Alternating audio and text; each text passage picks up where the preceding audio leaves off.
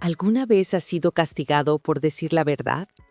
No por mentir, no por engañar, no por traicionar, sino por abrir tu corazón con honestidad y descubrir que lo que creías amor en realidad era una transacción. Hoy no te voy a contar una historia de amor. Te voy a contar una historia de ilusión, poder y el precio más alto que pagué por creer que merecía vivir en paz, sin entender que esa paz tenía un dueño y que ese dueño estaba dispuesto a quemar todo si yo osaba caminar sola. 1. La promesa del refugio. Mi nombre es Valeria. Tenía 29 años cuando conocí a Javier. No fue en un bar, ni en una fiesta, ni en un viaje. Fue en medio del caos más absoluto de mi vida. Vivía en un apartamento de 30 metros cuadrados, con humedad en las paredes, goteras en el techo y una nevera que solo funcionaba si le dabas un golpe cada vez que la abrías.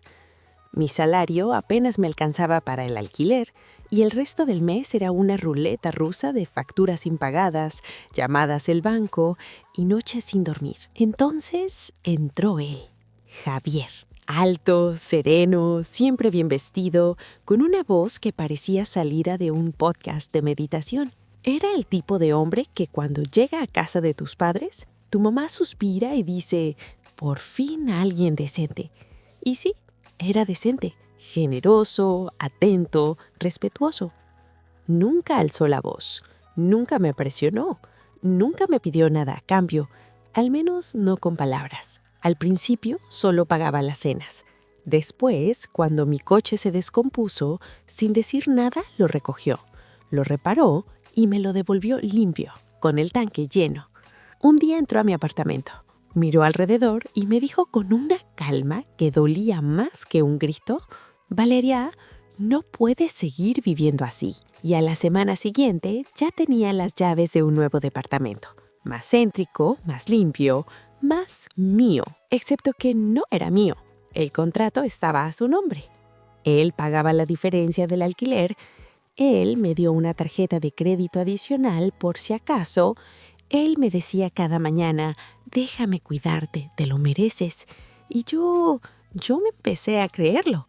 Empecé a creer que el amor era eso, seguridad, orden, paz, que el caos que había vivido antes era una etapa superada, que ya no necesitaba fuego porque tenía un hogar. Pero el problema del fuego es que aunque te queme, te hace sentir viva. 2. El fantasma que no murió. Diego no era un hombre, era un huracán. Con él todo era extremo. Las peleas, las reconciliaciones, los viajes improvisados a las 3 a.m., las noches hablando de Nietzsche hasta que el sol quemaba las cortinas. Nos separamos hace 2 años y medio. No fue bonito. Fue un desastre. Gritos, llantos, cosas rotas y un silencio que duró meses. Lo borré de mi vida. Lo bloqueé. Hasta cambié mi número. Porque Diego era peligroso. No porque fuera malo, sino porque me hacía sentir demasiado. Y cuando estás roto por dentro, lo último que necesitas es sentir más. Javier fue mi salvavidas y durante mucho tiempo funcionó. Hasta que un día, una canción en la radio, y luego un sueño, y luego una notificación. Diego te envió una solicitud de amistad. Mi corazón se detuvo. Sabía que no debía aceptarla, pero lo hice, porque a veces el alma no escucha a la razón, solo escucha el eco de lo que alguna vez la hizo vibrar. 3. La doble vida. Comenzamos a hablar, primero con cautela, luego con nostalgia, luego con deseo. Él me dijo que había cambiado, que había ido a terapia, que nunca dejó de pensar en mí. Cada mensaje era como una dosis de adrenalina. Y cada noche, mientras Javier dormía al lado mío, yo estaba en el baño, iluminado por la pantalla del celular, escribiéndole a Diego como si el tiempo no hubiera pasado. ¿Estaba siendo infiel? No técnicamente, pero sí emocionalmente. Y eso en el corazón pesa igual o más cada vez que Javier me hacía un gesto dulce. Un café en la cama, un masaje en los pies, una flor en la mesita, la culpa me devoraba. Porque yo no estaba allí. Mi cuerpo sí, Pero mi mente, mi alma, mi deseo estaban en otro lugar. Y entonces tomé la decisión más honesta que pude imaginar: contárselo todo. No por drama, no por venganza, sino porque ya no podía seguir fingiendo. No podía aceptar su amor, su casa, su tarjeta, mientras mi corazón latía por otro. Pensé que al menos se me decía la verdad. La verdad no siempre libera, a veces te encadena. Esa noche, en el sofá donde habíamos visto cientos de series, le dije: Javier, te quiero, pero estoy enamorada de Diego. Creo que siempre lo he estado. Su rostro se vació. No hubo gritos, no hubo lágrimas, solo un silencio que me heló la sangre. Y luego se levantó. Fue a su estudio, volvió con su billetera y puso la tarjeta de crédito sobre la mesa. Ya no vas a necesitar esto. Al día siguiente, la tarjeta fue cancelada. El propietario me llamó. El contrato no se renueva. Mis facturas dejaron de ser pagadas. En 24 horas perdí todo lo que él me había dado. Y ahí entendí la verdad más dura. Su generosidad nunca fue regallo, fue inversión. Y cuando yo no le devolví el retorno que esperaba, retiró su capital, la jaula dorada. Muchos me dicen: te lo merecías, le diste esperanzas y lo traicionaste. Pero dime, ¿es traición querer ser fiel a uno mismo? ¿Es traición preferir la autenticidad sobre la comodidad? Lo que Javier construyó no fue un hogar, fue una jaula dorada. Y cada regalo, cada pago, cada gesto era un barrote más. Porque el amor verdadero no te dice: mientras me ames, te cuidaré. El amor verdadero dice: aunque no me ames, te deseo bien. Javier no me amaba, me necesitaba. Necesitaba que lo eligiera, y cuando no lo hice, demostró que su amor tenía condiciones. Y una de esas condiciones era mi lealtad absoluta.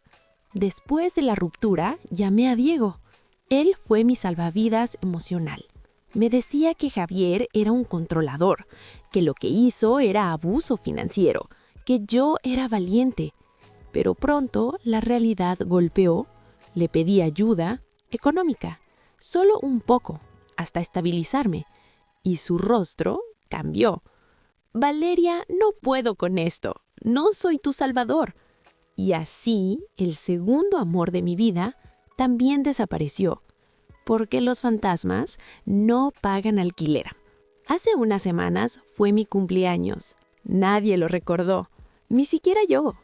Estaba bajo la lluvia esperando el bus tras un turno de 16 horas cuando vi su coche, Javier, con otra mujer, riendo, y en el salpicadero, una flor fresca en un jarrón pequeño, un detalle que yo le mencioné una vez. Él se rió. Es poco práctico, pero ahí estaba, para ella. Y en ese momento entendí todo. No era venganza, no era crueldad, era indiferencia. Yo nunca fui especial, solo fui una mala inversión. Y él ya encontró a su nueva oportunidad. La lección que duele, pero sana. ¿Fui ingenua? Sí. ¿Fui impulsiva? También. Fui honesta hasta el dolor. Pero esta historia no es solo mía. Es de todas aquellas que han creído que la seguridad emocional se compra o que el amor se demuestra con tarjetas de crédito. El amor no construye dependencia, construye libertad.